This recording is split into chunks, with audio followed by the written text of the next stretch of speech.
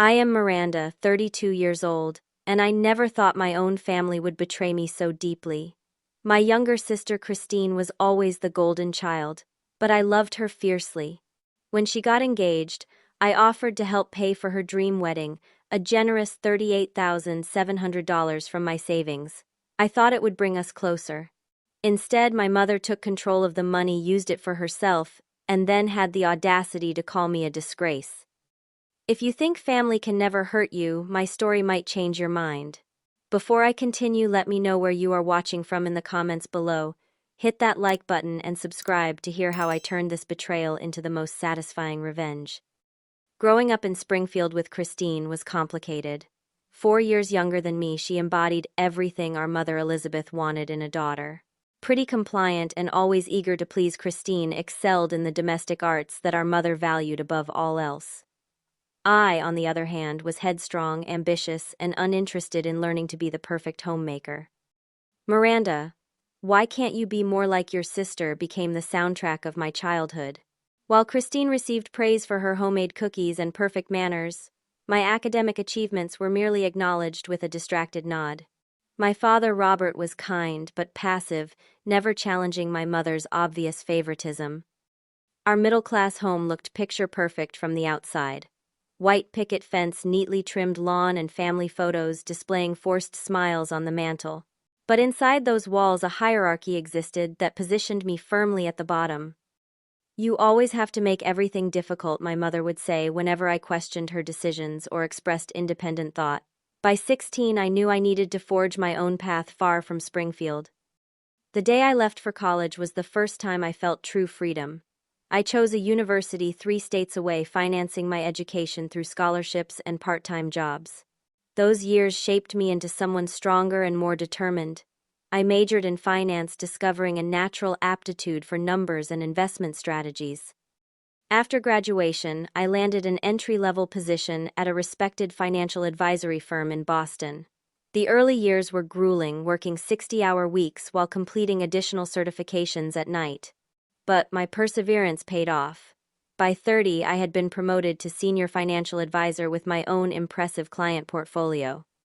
Meanwhile, Christine followed the path our mother had designed. She attended the local community college, studying elementary education because our mother thought it was a suitable career for a future mother. She secured a teaching position at our old elementary school and continued living at home until 25, when she moved into an apartment just 10 minutes from our parents. Our relationship remained cordial, but distant. Holiday visits home were exercises in emotional endurance, with my mother critiquing everything from my career choice to my unmarried status, while lavishing praise on Christine for following the traditional path she approved of. "When are you going to settle down and start a family, Miranda? Your biological clock is ticking," became my mother's favorite greeting. I learned to deflect these comments with practiced ease, but they still stung. Then came the phone call that would change everything. Christine, voice bubbling with excitement, announced her engagement to James, her boyfriend of 2 years. James worked as a high school history teacher, a decent man from what little I knew of him. I genuinely felt happy for my sister. "I am so excited for you, Christine.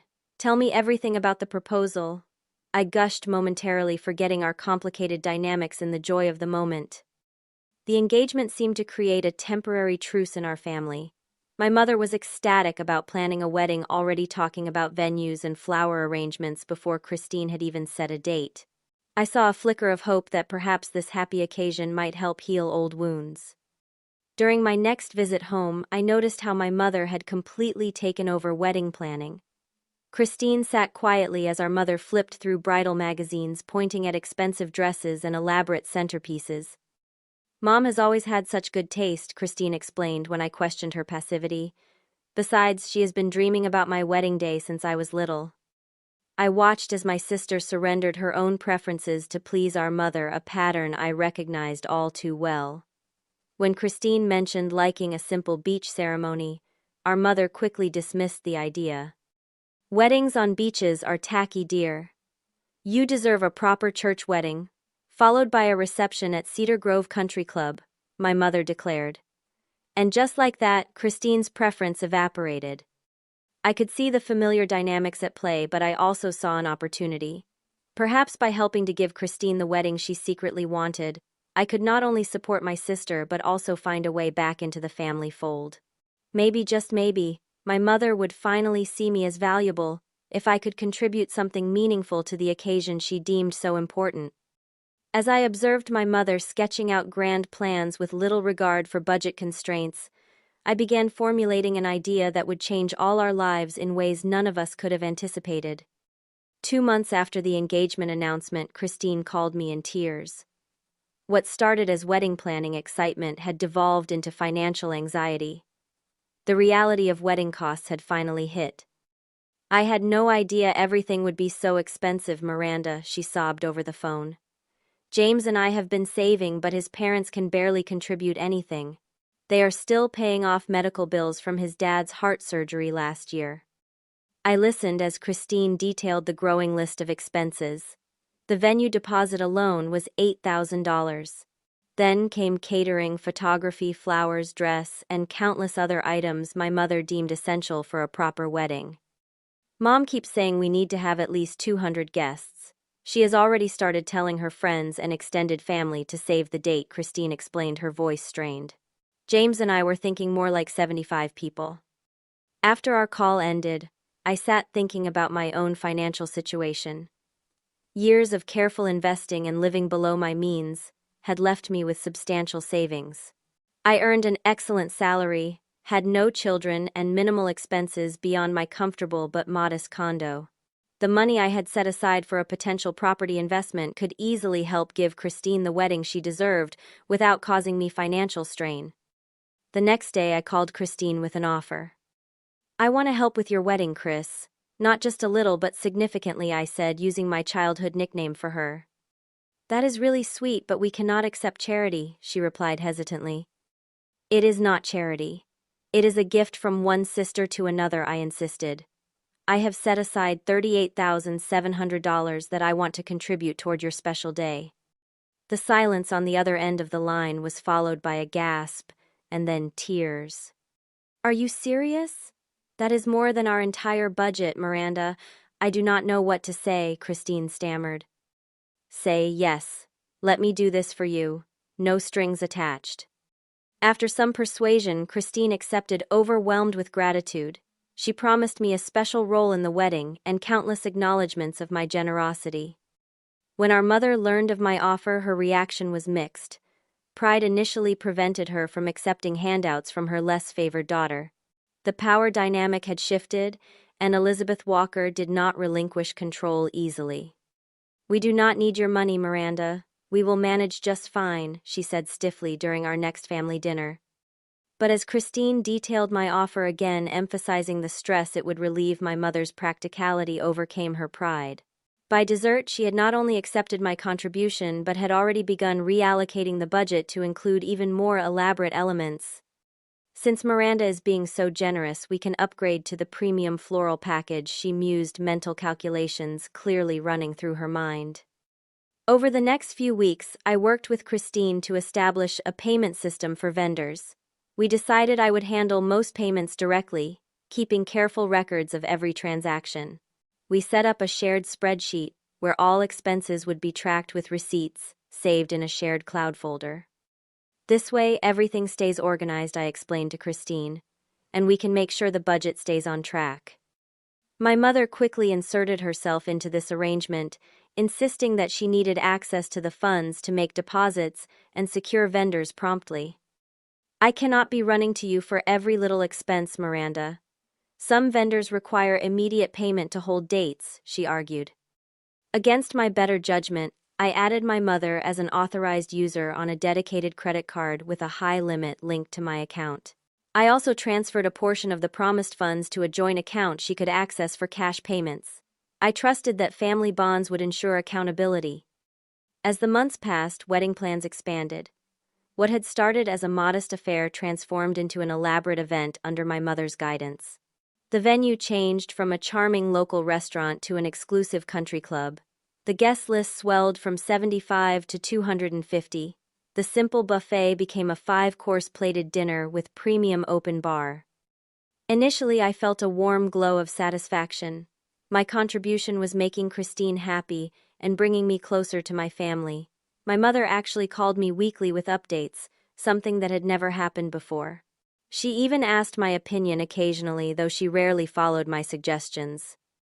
But around the 4-month mark, I began noticing inconsistencies. Vendor quotes seemed oddly high compared to my research.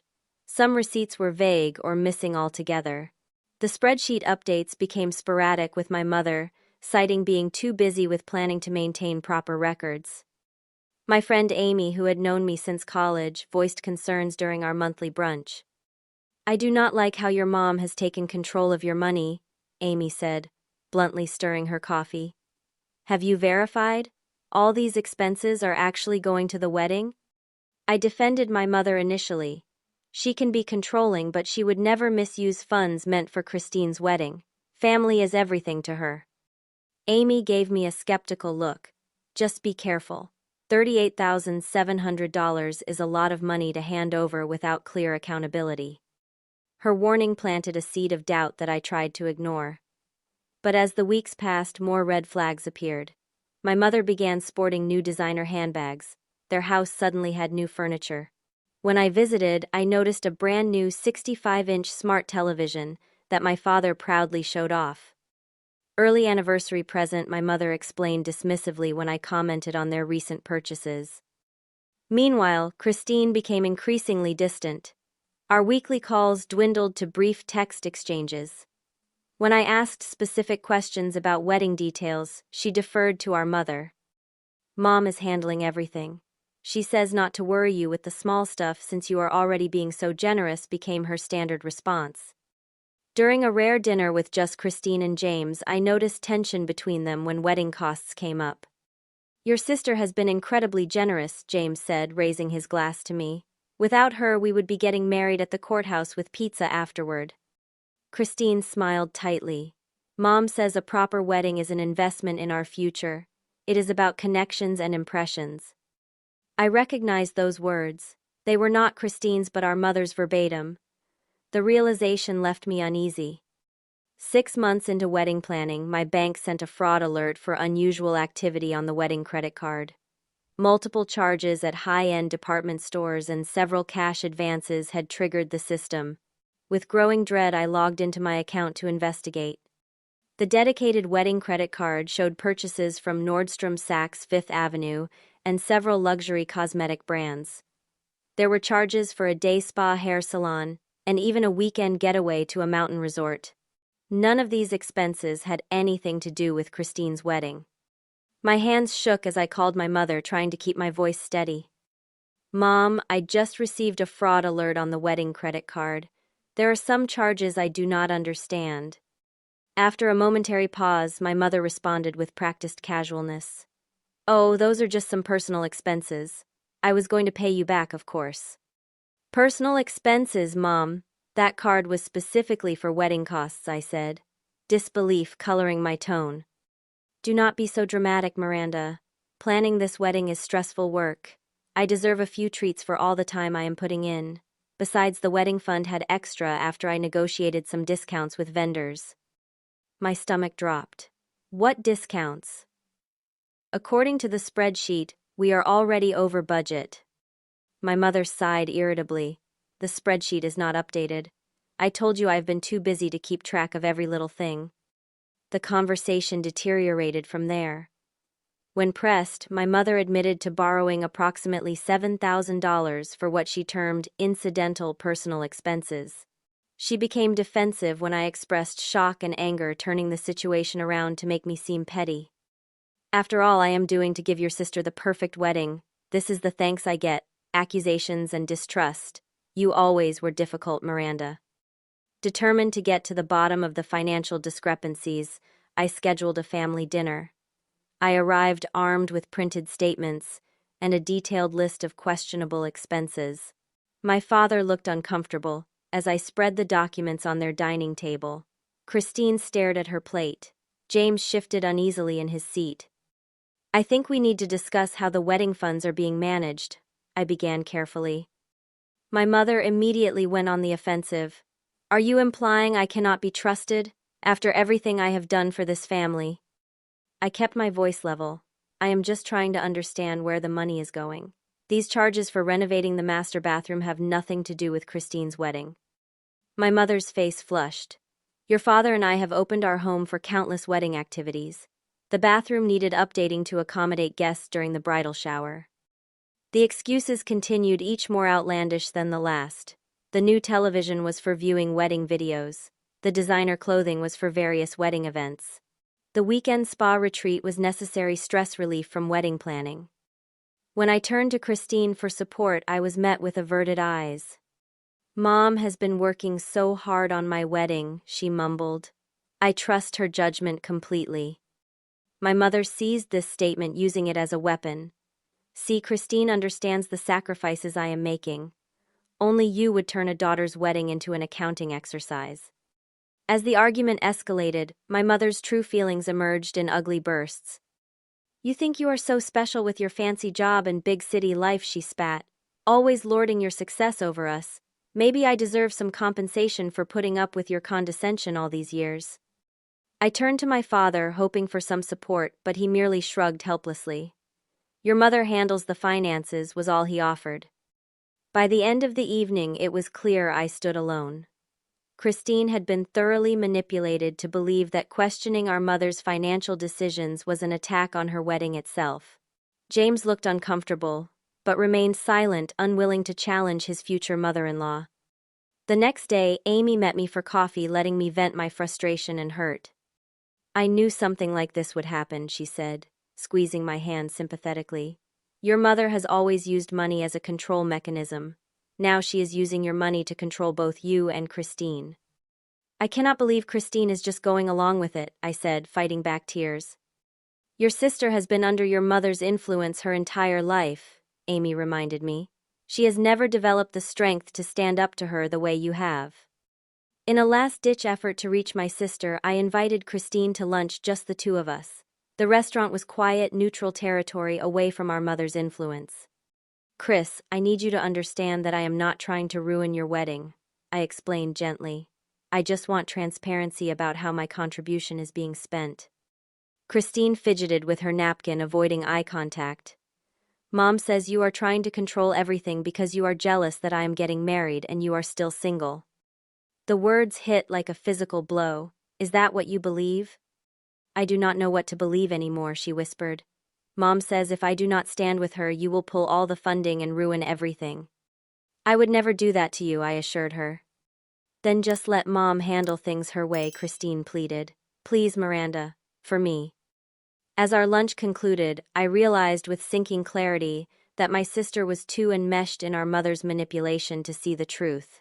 Walking her to her car, I noticed she was carrying a brand new designer purse, identical to one my mother had recently purchased. Nice bag, I commented. Christine blushed. Mom got it for me. She said every bride deserves special treats before her wedding. Special treats purchased with my money, I thought bitterly, but kept silent. As the weeks passed, my mother's resentment toward me grew more obvious. Snide comments about my career appearance and single status increased in frequency and viciousness. Each time I questioned a wedding expense, she found new ways to twist my concerns into attacks. Some people give wedding gifts out of love, not as business transactions, she would say, within earshot of family members, casting me as cold and calculating. Meanwhile, more evidence of financial misuse surfaced. Through online banking records, I discovered large transfers from the wedding account to my parents' personal account.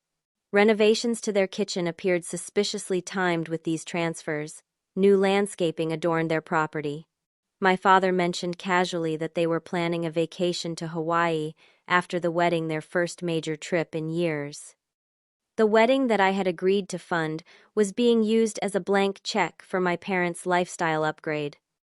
2 weeks before the wedding, I drove to my parents' house, determined to have a final conversation about the misused funds. The latest credit card statement had shown charges for an $1,800 watch that my father had been wearing proudly at our last family gathering. The pretense that these expenses were wedding-related had been completely abandoned. I arrived unannounced on a Saturday morning, knowing both my parents would be home. My mother answered the door in a new silk bathrobe, surprise flickering across her face before she composed herself. "Miranda, we were not expecting you today," she said reluctantly, stepping aside to let me in. My father sat at the kitchen table reading a newspaper, that expensive watch gleaming on his wrist. He nodded a greeting before returning to his sports section. "We need to talk about the wedding expenses," I said, sitting down and placing a folder on the table. My mother's expression hardened. "I thought we had moved past this accounting obsession of yours." "This is not an accounting obsession. This is about honesty and respect," I replied, keeping my voice steady. "According to my calculations, approximately $23,000 of the wedding fund has been spent on personal items for you and Dad." My father lowered his newspaper, looking uncomfortable. My mother's face flushed deep red. "How dare you come into our home with these ridiculous accusations," she hissed. "These are not accusations. They are documented facts," I responded, opening the folder to reveal printed statements with highlighted charges. Designer, clothing, jewelry, home renovations, electronics, and even a vacation package to Hawaii. None of these have anything to do with Christine's wedding. My mother glanced at the evidence but remained defiant. "I have worked tirelessly planning this wedding. Consider those expenses as my planning fee." "A planning fee of $23,000? Without any discussion or agreement?" I asked incredulously. "I do not need your permission to be compensated for my time and expertise," she shot back. The argument escalated quickly. My mother's voice rose as she defended her actions with increasingly illogical justifications. My father occasionally tried to interject with placating phrases, but mostly stared at his coffee cup. "The truth is," I finally said, cutting through another round of excuses you have stolen from me and from Christine, "this money was meant to give her the wedding of her dreams, not to fund your lifestyle upgrade." My mother stood abruptly, her chair scraping loudly against the floor. "How dare you use the word stolen in this house after everything we have done for you?" "What exactly have you done for me, Mom? Made me feel like an outsider in my own family, constantly compared me to Christine, taken my hard-earned money without permission. We gave you life, ungrateful girl. We put a roof over your head and food in your mouth. That is called parenting. It is the basic requirement when you choose to have children," I replied, struggling to maintain my composure. As the confrontation reached its boiling point, I delivered my ultimatum. "I want a full accounting of how my money has been spent, and I want the misused funds returned, or I will stop payment on all remaining wedding expenses." My mother's face contorted with rage. "You would ruin your sister's wedding out of spite. This is exactly why you have always been such a disappointment." "This is not about spite. This is about accountability," I insisted. The front door opened then, and Christine walked in. She had apparently planned to surprise our parents with breakfast pastries, judging by the bakery box in her hands. She froze in the doorway, taking in the tense scene. "What is going on?" she asked, her voice small. Before I could respond, my mother rushed to Christine's side, tears suddenly streaming down her face. "Your sister is threatening to cancel your wedding. After all our hard work, she wants to ruin your special day because she is jealous and bitter about being alone." Christine looked at me with shock and betrayal in her eyes. "Miranda, is that true?" "No, that is not what this is about," I began, but my mother interrupted. "She is demanding we return money that has already been spent on your wedding," my mother continued, artfully twisting the truth. "She knows that is impossible at this point. She wants to see your wedding destroyed." I tried again to explain the reality of the situation, but my mother's theatrical display of emotion drowned out my rational arguments. Christine put her arm around our sobbing mother, glaring at me. "How could you do this, Miranda? 2 weeks before my wedding, I knew you always resented me, but this is cruel." "I do not resent you, Christine. I love you. That is why I offered to help with your wedding in the first place," I pleaded, feeling the situation spiraling beyond my control. My mother, seeing she had successfully turned Christine against me, delivered the final blow. She straightened up, wiped her tears with theatrical precision, and pointed toward the door. "Do not show your face at Christine's wedding. You are a disgrace," she barked, her voice cold and final. We do not need your money or your presence. Get out of our house. Christine said nothing to contradict this banishment. She simply stood beside our mother, united against me. My father remained seated, eyes fixed on his coffee cup, a silent witness to my excommunication from the family. The pain of that moment was physical, a crushing weight on my chest that made it difficult to breathe.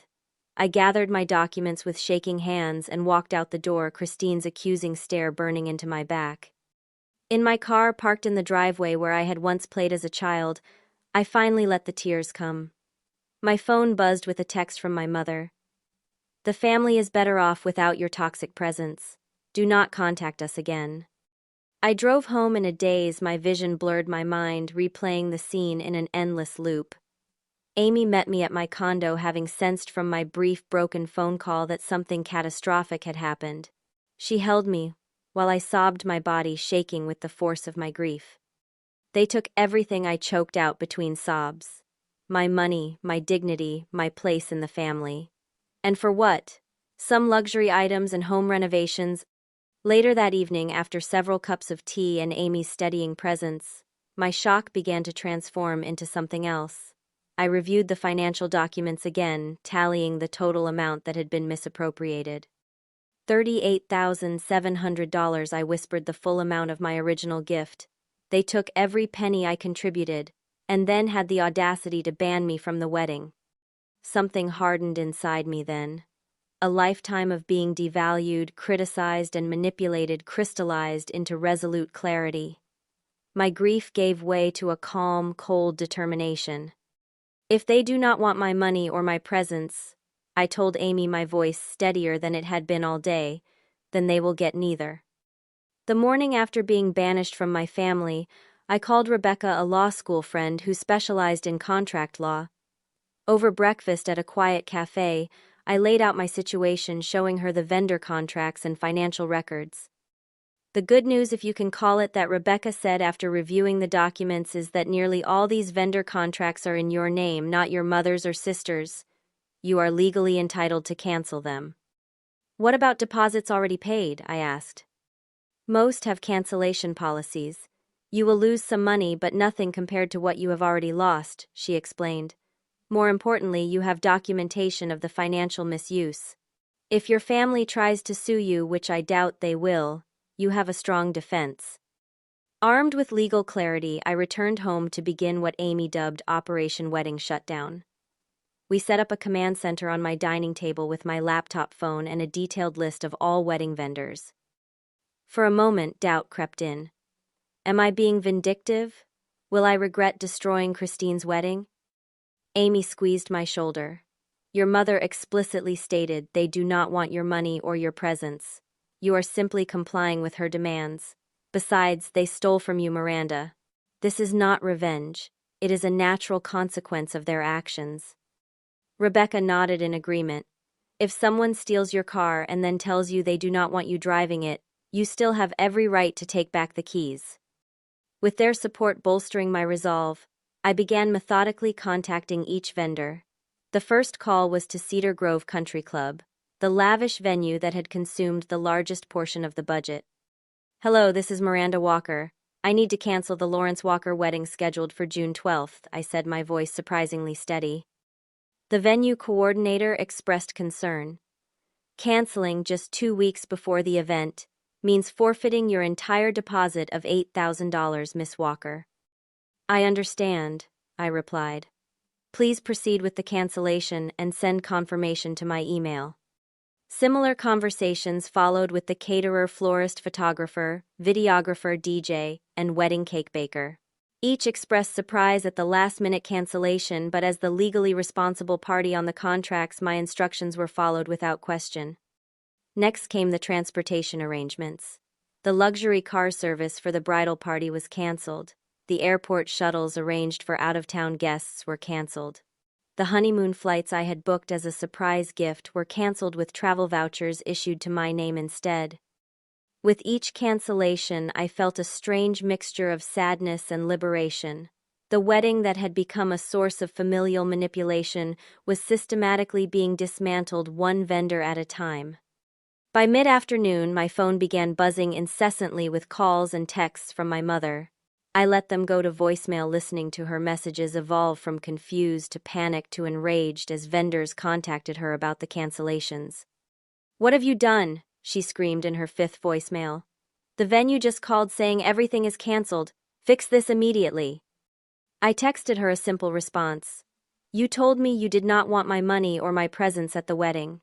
I have respected your wishes and withdrawn both. Watch it burn without my money." Her reply was a string of incoherent threats and accusations. I blocked her number.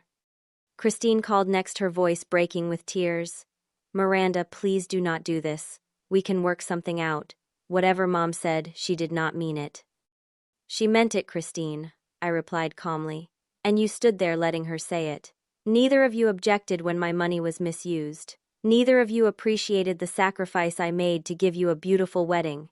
Actions have consequences." "But what about my wedding? It is in 2 weeks. Everything is paid for," she wailed. "Actually, everything was paid for by me. And now it is not paid for at all," I corrected her. "Perhaps you can have a smaller wedding with the money you and James saved. Or perhaps Mom can use some of the $23,000 she took from me for her personal expenses to fund your special day." Christine's sobbing intensified. "You are ruining my life. I will never forgive you for this." "That is your choice," I said, feeling a surprising calm. "Just like it was your choice to stand with Mom while she stole from me and then banished me from your wedding. Goodbye, Christine." The most unexpected call came from James, Christine's fiancé. Unlike my mother and sister, his tone was measured and respectful. "Miranda, I understand you are hurt," he began. "And frankly, after hearing the full story from Christine, I cannot blame you for being angry. I had no idea your mother was misusing your generous gift." "Thank you for acknowledging that," I replied, somewhat surprised by his understanding. "Is there any way we can salvage this situation?" he asked. "Christine is devastated, and while I see your point, I hate seeing her suffer." "The solution is simple," I told him. "Return the misappropriated funds, apologize sincerely, and treat me with the respect I deserve as both a family member and the person who made this wedding possible in the first place." James sighed. "I will talk to them, but you know how your mother can be. And Christine, she has never been able to stand up to her." "Then they have made their choice," I said firmly. "I am sorry you are caught in the middle, James. You seem like a decent man. Christine is lucky to have you." "For what it is worth," he said before hanging up, "I think you deserved better treatment from your family. I hope someday they realize that." By evening, all wedding arrangements had been systematically canceled. Amy brought over wine and takeout, and we toasted to newfound boundaries. "How do you feel?" she asked, studying my face carefully. I considered the question. Lighter somehow. Like I have set down a heavy burden I have been carrying my entire life. The burden of seeking approval from people who will never truly value me. "To freedom," Amy said, raising her glass. "To consequences," I replied, clinking my glass against hers. That night I slept better than I had in months, unburdened by the weight of familial obligation and unappreciated sacrifice. The week following my cancellations was chaotic, even from my position of deliberate distance. Through mutual acquaintances and social media, I pieced together the frantic scramble taking place within my family. My mother, faced with the collapse of her elaborately planned event, attempted to salvage what she could. She contacted vendors directly, only to discover that deposits were non-refundable, and rebooking on such short notice was either impossible or prohibitively expensive. The luxury venue was already booked for another event. The premium caterer required 4 weeks minimum for event preparation. Christine and James, faced with the reality of their drastically downsized wedding, sent out emergency emails and texts to guests explaining the unfortunate change of plans. The carefully worded message, which a cousin forwarded to me, blamed unforeseen circumstances rather than naming me directly, suggesting my mother had realized that revealing the full truth would expose her own misdeeds. Extended family members began reaching out to me, curious about my conspicuous absence from wedding preparations. My mother's sister, Aunt Patricia, called me directly. "Elizabeth is telling everyone you had a mental breakdown from work stress," she said without preamble. Says you irrationally pulled your financial support because of some perceived slight. I know my sister well enough to smell a lie. What really happened, Miranda? I hesitated, reluctant to air family dirty laundry, but ultimately decided that truth was my best defense against my mother's smear campaign. I forwarded Patricia documented evidence of the financial misuse, along with screenshots of text exchanges showing my mother's manipulation and final banishment. Good Lord, Patricia breathed after reviewing the evidence. I always knew Lizzie could be controlling, but this is outright theft. Patricia became an unexpected ally, quietly sharing the truth with key family members who had always viewed me as the difficult outsider. Gradually, the narrative began to shift. Other relatives reached out with messages of support and understanding. Meanwhile, the wedding proceeded in dramatically altered form. Instead of the grand country club affair for 250 guests, Christine and James held a modest ceremony in my parents' backyard with 50 close family members and friends. Photos posted on social media showed simple decorations, a buffet from a local restaurant, and a small store-bought cake. Christine looked beautiful but strained in her photos, her smile not quite reaching her eyes. My mother appeared grim in the few pictures where she was visible, her expression at odds with the joyful occasion. My father predictably hovered in the background, a passive participant as always. Watching from afar through these digital glimpses was surreal. Part of me ached at being excluded from my only sister's wedding. Another part felt vindicated that the consequences of their actions had materialized so concretely. Amy stayed with me that weekend, creating an alternative celebration with my chosen family of close friends. We went hiking, had dinner at my favorite restaurant, and watched old movies, deliberately avoiding social media and wedding discussions. You know what is interesting, Amy observed as we shared breakfast Sunday morning. Your mother spent years making you feel like an outsider in your own family. Now that you have actually stepped away, you seem more at peace than I have ever seen you. She was right. Beneath the hurt and anger, I had found an unexpected sense of liberation. The constant need to prove my worth to people who would never truly see me had disappeared, replaced by the quiet confidence of standing in my truth. The week after the wedding, my mother launched what my cousin Megan described as a full-scale character assassination campaign against me. Family members reported that she was telling increasingly elaborate stories about my jealousy, mental instability, and vindictive nature. According to her narrative, I had deliberately sabotaged Christine's wedding out of envy and spite. I maintained my dignity by refusing to engage in similar tactics. When asked, I simply directed people to the documented evidence of financial misappropriation, and my mother's own words banishing me from the event. Unexpectedly, my Uncle Thomas, my father's brother, who had always been kind but distant, reached out with a phone call that brought tears to my eyes. "I want you to know that I see what happened," he said, his gruff voice unusually gentle. "Your mother has always been difficult, and Robert has never had the spine to stand up to her. What you did took courage, Miranda. Setting boundaries with family is the hardest thing in the world." His understanding meant more than I could express. "Thank you, Uncle Thomas. That means a lot coming from you." "Your father called me, you know," he continued, late at night after a few drinks. "Said he knows your mother went too far this time. Said he is ashamed he did not stand up for you." "Yet he still does nothing," I noted, a familiar disappointment settling in my chest. "That is," Robert Thomas sighed. "But he is suffering in his own way. That luxury watch your mother bought him, he has not worn it since the wedding." Small consolation, but it was something. Another surprise came when Rachel, Christine's maid of honor and childhood friend, asked to meet for coffee. Wary but curious, I agreed. "Christine does not know I am meeting you," Rachel admitted, fidgeting with her napkin. "But I thought you should know that she is beginning to see things more clearly now that the wedding is over." "What do you mean?" I asked. "Your mother has been intense since the wedding, constantly reminding Christine how she saved the day after you sabotaged everything. But the financial issues are becoming harder to ignore.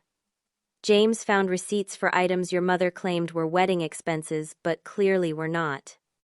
Hope flickered briefly in my chest, but I tamped it down. Christine made her choice. She stood with our mother even when she knew the truth.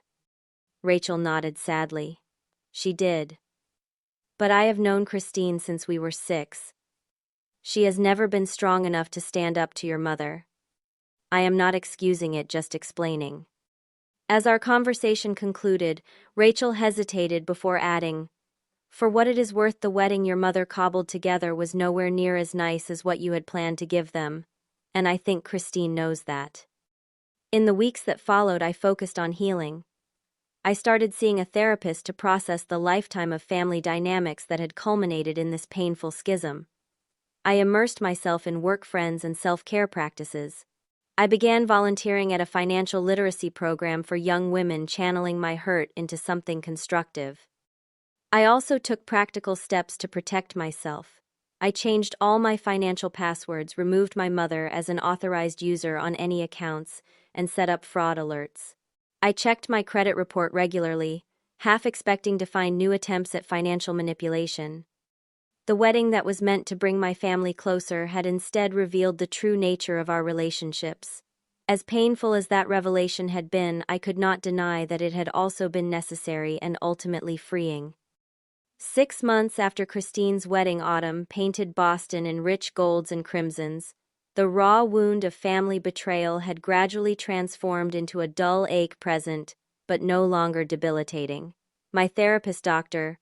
Winters, had helped me understand that the wedding debacle was merely the culmination of lifelong dysfunctional patterns, not their cause. Healthy boundaries are not punishment, she reminded me during our sessions. They are protection for your well-being. I had embraced this wisdom, strengthening boundaries in all areas of my life. I declined clients who showed disrespect for my time.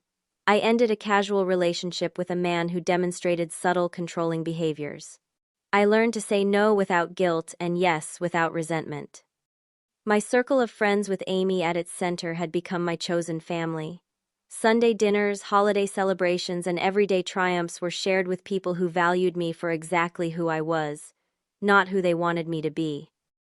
The most unexpected development came on a crisp October morning, when Christine texted asking to meet. After careful consideration and consultation with Dr.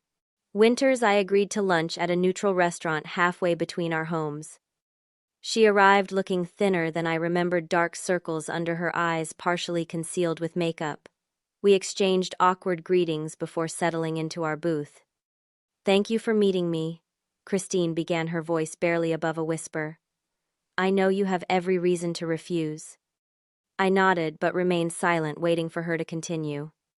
"The past 6 months have been educational," she said carefully, choosing her words.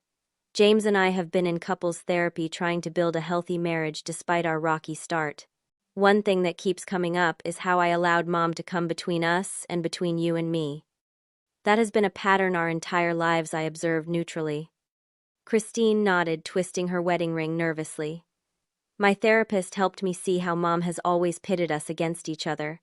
You were the scapegoat, I was the golden child, but neither role was actually healthy." It was validating to hear her acknowledge this dynamic, though I remained cautious. "What changed? You seemed firmly on her side at the wedding." "After the wedding, Mom became even more controlling," Christine explained. "She started dropping by our apartment unannounced, criticizing everything from our furniture to how I loaded the dishwasher. She referred to our modest wedding as a tragic compromise we had to make because of you constantly reminding us of her heroic efforts to salvage the day." Christine paused, taking a sip of water. Then James found the receipts. "What receipts?" I asked, though I could guess. "Receipts for her bathroom renovation, new furniture, and Dad's watch, all dated during the wedding planning period. Receipts she had claimed were for wedding expenses when I questioned the budget." Christine's eyes welled with tears. "He showed them to me and asked point blank if I knew my mother had stolen from my sister. I couldn't lie to him."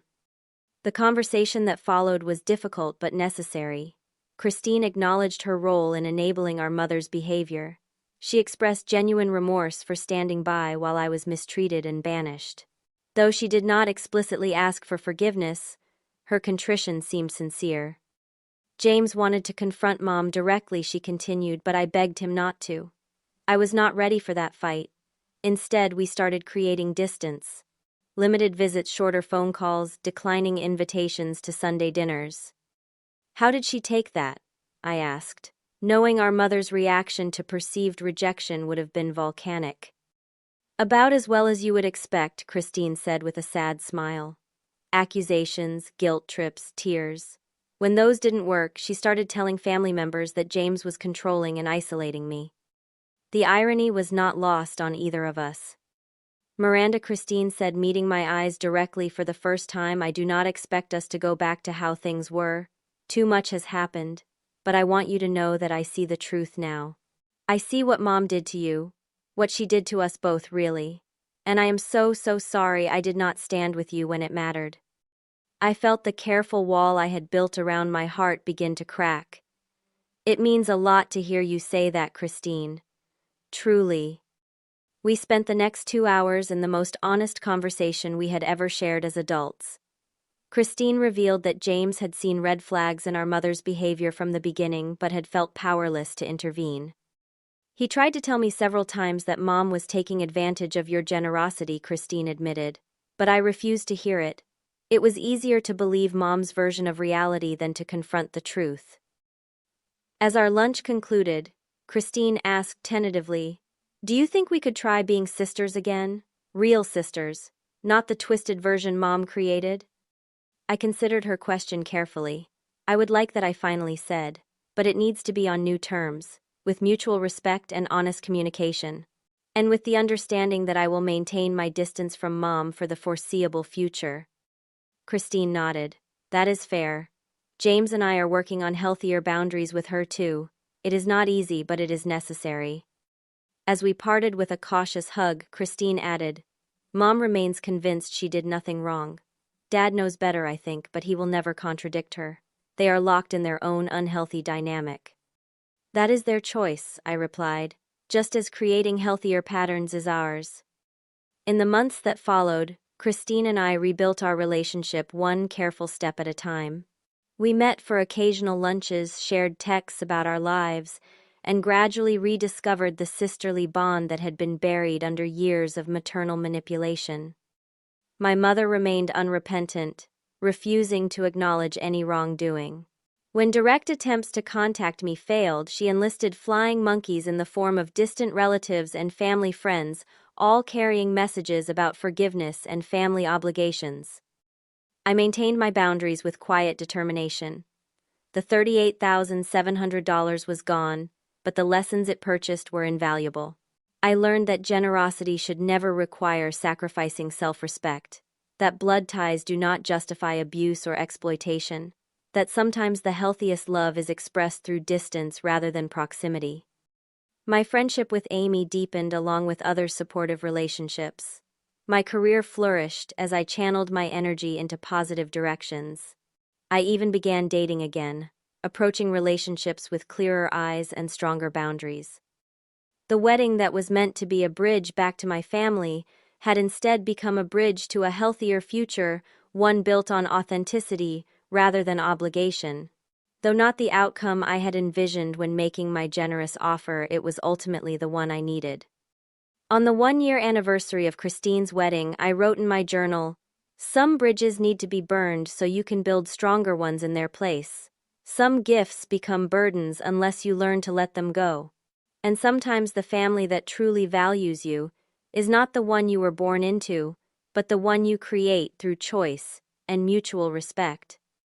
The journey from betrayal to wisdom had been painful but necessary. In losing what I thought I wanted, I had gained what I truly needed: self-respect, clear boundaries, and the courage to walk away from relationships that diminished rather than enhanced my life. Have you ever had to set difficult boundaries with family members who took advantage of your generosity? Share your experience in the comments below. If this story resonated with you, please hit the like button and subscribe to hear more authentic stories of growth through adversity. Remember, sometimes the healthiest thing you can do for those you love is to love yourself enough to say no more. Thank you for listening to my journey, and may you find the strength to protect your own worth in all your relationships.